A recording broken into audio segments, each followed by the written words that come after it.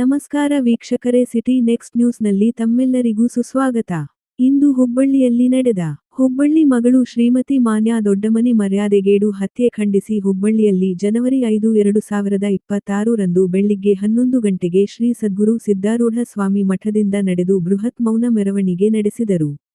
ಹುಬ್ಬಳ್ಳಿ ಧಾರವಾಡ ಪೂರ್ವ ವಿಧಾನಸಭಾ ಕ್ಷೇತ್ರದ ಮಾಜಿ ಶಾಸಕರಾದ ಶ್ರೀ ವೀರಭದ್ರಪ್ಪ ಹಾಲಹರವಿ, ಪೌರಕಾರ್ಮಿಕರ ಸಂಘದ ಧಾರವಾಡ ಜಿಲ್ಲಾ ಅಧ್ಯಕ್ಷರಾದ ಡಾ.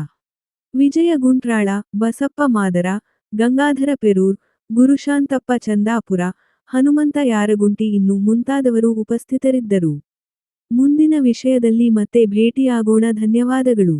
ಯಾರು ನೊಂದವರಿದ್ದಾರೆ ಅವರಿಗೆ ಸೂಕ್ತ ರಕ್ಷಣೆಯನ್ನು ಕೊಡಬೇಕು ಅಂತ ಈ ಮೂಲಕ ನಾವು ಸರ್ಕಾರಕ್ಕೆ ಆಗ್ರಹ ಮಾಡ್ತೀವಿ.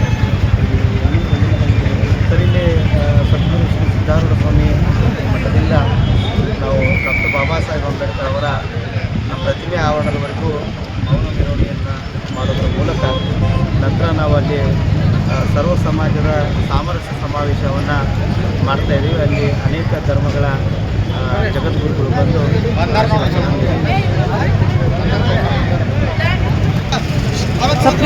ಹಿಂದೆ ಬರ್ರಿ ಅವ್ರು ತೊಗೊಂಡು ಬಿಡ್ರಿ.